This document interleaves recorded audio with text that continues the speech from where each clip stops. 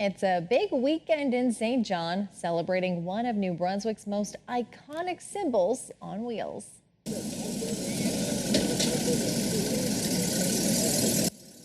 The Bricklin is turning 50. The sports car was assembled in St. John between 1974 and 1976 before the company fell apart. Just under 3,000 Bricklins were built before the end of production. Tonight, 37 were back at the old factory where they were built. Former employees were also on hand for the occasion. I haven't been in here in 50 years, and I turned the corner when I come in, and I said, whoa, man, I haven't seen this. It's been 50 years since I've seen this.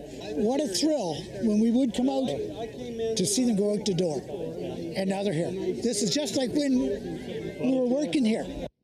The former assembly building, which is now a Clow Canada facility, was dedicated as the Bricklin building tonight. The Bricklin International Owners Club is meeting all weekend in St. John and is planning a public showcase in the city's uptown on Saturday.